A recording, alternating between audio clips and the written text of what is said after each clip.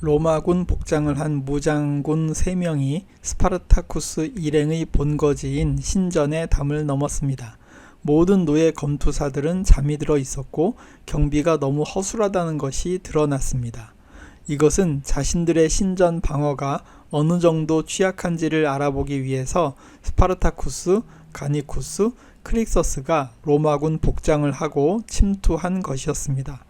한편 바티아투스 저택에서 글라버는 세피아가 세피우스의 죽음에 대한 전말을 알고 있다는 사실을 까맣게 모르고 대놓고 작업을 걸고 있습니다. 이때 일리시아가 거지꼴이 되어서 집에 도착합니다. 일리시아는 스파르타쿠스가 자신을 그냥 풀어주었다고 했으며 자신이 갇혀있던 곳이 낡은 건물이었는데 그리스어가 새겨져 있었다고 말합니다. 이때 세피아와 글라버의 사이가 심상치 않음을 느낀 일리시아에게 글라버는 자신이 예전의 글라버가 아니며 필요에 따라 사람을 죽이고 살리는 괴물이 되었다고 말합니다. 전날 저녁에 보초 경계가 너무 허술한 것에 대해서 사람들은 서로 자기 책임이 아니라 다른 사람의 책임이라고 회피합니다. 스파르타쿠스는 이럴 때일수록 서로 단결해야 한다는 너무나도 당연한 말을 합니다. 이때 동료들은 형편없는 무기에 대해서도 불평을 늘어놓았으며 글라버와의 협상에 실패했는데 왜 일리시아를 풀어줬냐고 스파르타쿠스를 비난하였습니다. 이때 스파르타쿠스는 별로 설득력이 없는 변명을 합니다. 그녀를 죽인다고 우리에게 필요한 것을 얻을 수 없습니다. 애꿎은 자에게 복수를 하게 되는 거죠. 우린 녀석들보다 뛰어납니다. 우린 로마인보다 뛰어나죠. 스파르타쿠스는 오에노마우스에게 가니쿠스와 함께 방어 태세에 대해서 동료들에게 가르쳐 달라고 부탁하는데 오에노마우스는 가니쿠스의 도움은 필요 없다고 말합니다. 크릭서스는 빈손으로 로마에 대항할 수 없다고 말하고 아그로는 훈련의 강도를 강하게 해야 한다고 스파르타쿠스에게 말합니다. 그러나 스파르타쿠스는 다른 방법으로 동료들을 하나로 단결시키겠다고 말합니다. 스파르타쿠스는 마리에게 루시우스 대신 활 쏘는 법을 가르치라고 말합니다. 일리시아에 대한 처리 문제로 의견 차이를 보였던 두 사람은 서먹한 관계가 된 것 같지만 여전히 서로를 사랑하는 마음을 갖고 있는 것 같습니다. 루크레시아는 일리시아가 돌아온 것에 대해서 대단히 기뻐합니다. 일리시아는 루크레시아에게 자신의 뱃속에 있는 아이가 스파르타쿠스의 아이라고 말하는데 그것은 예전에 루크레시아가 꾸민 일 때문에 생긴 아이라는 것이었습니다. 그러나 일리시아는 그런 과거의 증오 따위는 지금으로서는 아무런 소용이 없다고 말합니다. 루크레시아는 뱃속의 아이가 지금 상황으로서는 가장 소중한 존재라고 말해줍니다. 이때 이들에게 세피아가 다가오는데 루크레시아는 세피아가 세피우스의 죽음에 대한 진실을 알게 되었다고 말합니다. 그리고 세피아는 복수할 생각에 불타고 있다고 말해줍니다. 한편 글라버와 아슈르는 일리시아의 말을 곱씹어 보면서 일리시아가 납치되었던 스파르타쿠스의 본거지를 알아내려고 노력합니다. 스파르타쿠스를 도와주었던 루시우스 켈리우스가 베수비우스 근처에 살고 있었다는 사실과 일리시아가 희미하게 봤다는 그리스어를 토대로 아슈르는 베수비우스 산 아래에 있는 오래된 신전 하나를 지목하며 그곳이 스파르타쿠스가 있는 곳이라고 추리해냅니다. 글라버는 스파르타쿠스가 방비를 했을지라도 로마의 힘으로 그 장벽을 무너뜨릴 것이라고 말합니다. 글라버는 아슈르에게 전장에서의 영광을 같이 나누자고 하면서 자신의 곁에 있으라고 말합니다. 기회를 노리던 아슈르는 글라버에게 자신이 원하는 것을 말하게 됩니다. 훈련을 계속하던 스파르타쿠스 진영으로 아그론이 스파르타쿠스의 명을 받고서 술과 음식을 약탈해서 가지고 돌아옵니다. 그들은 오랜만에 술과 음식을 먹으며 축제 분위기를 맞이합니다. 스파르타쿠스는 그동안 서로를 인정하지 않고 티격태격하는 사람들끼리 한 편을 만들어서 다른 편과 싸움을 시키면서 서로를 단결시킵니다. 한편 아슈르는 루크레시아에게 스파르타쿠스를 잡은 다음에 자유를 얻을 것이고 루크레시아를 아내로 얻을 것이라는 사실을 글라버에게 보장받았다고 말합니다. 그리고 나아가서 바티아투스 검투사 훈련소도 선물로 받을 수 있을 거라고 말합니다. 스파르타쿠스를 공격하기 위해서 글라버가 출발 준비를 서두르는데 뜻밖에도 로마에서 바리니우스가 도착해 있었습니다.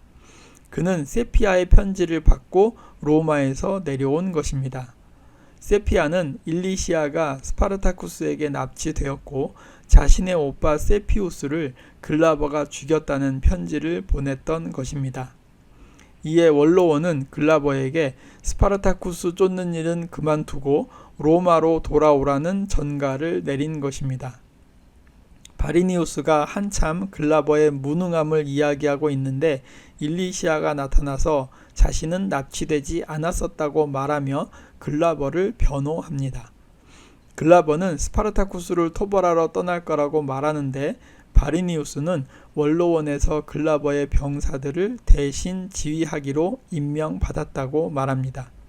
바리니우스는 글라버에게 원로원의 명령을 거절하면 그나마 남아있는 명성도 잃을 거라고 경고합니다.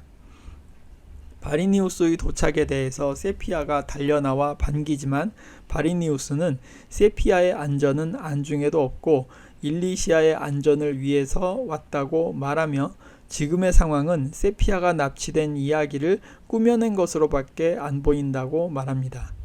바리니우스는 세피우스의 죽음에 대해서도 꾸며낸 이야기냐고 세피아에게 말하면서 매정하게 돌아섭니다.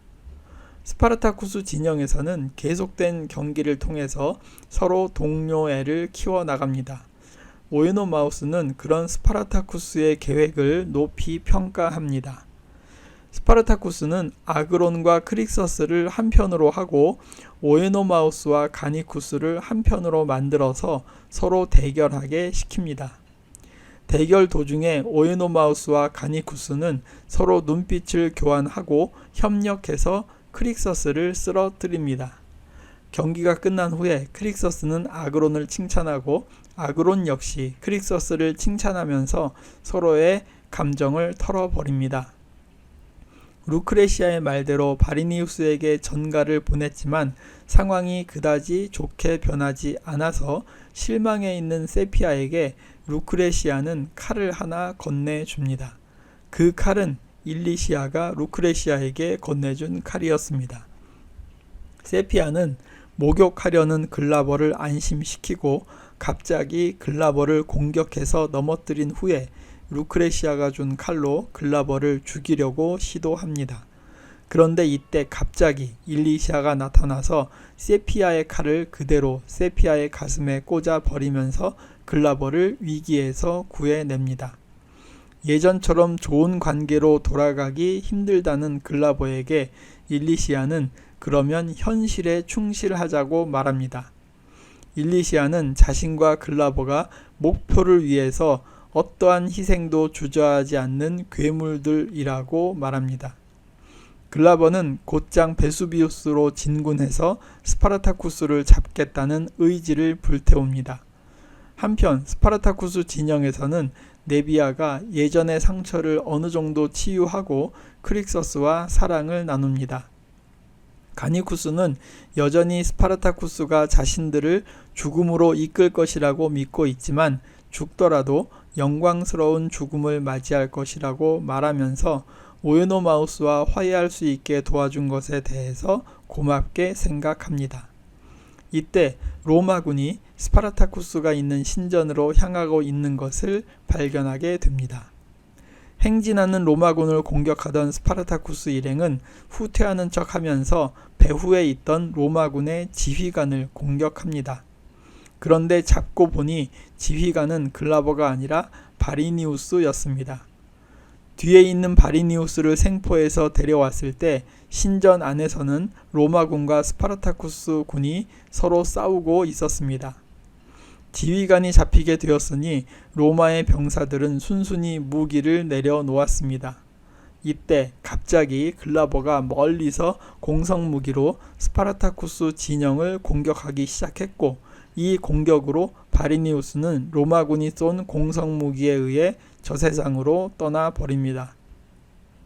벽을 무너뜨린 이후에 글라버의 병사들은 신전 안으로 진입을 시도했고, 스파르타쿠스 일행은 미리 파놓은 터널을 통해서 신전을 빠져나갑니다.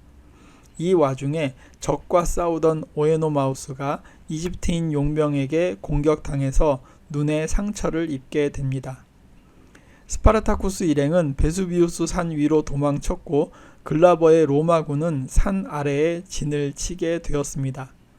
글라버는 섣부른 공격은 하지 않고 스파르타쿠스 진영의 사람들을 굶주림에 시달리게 만들겠다고 생각합니다.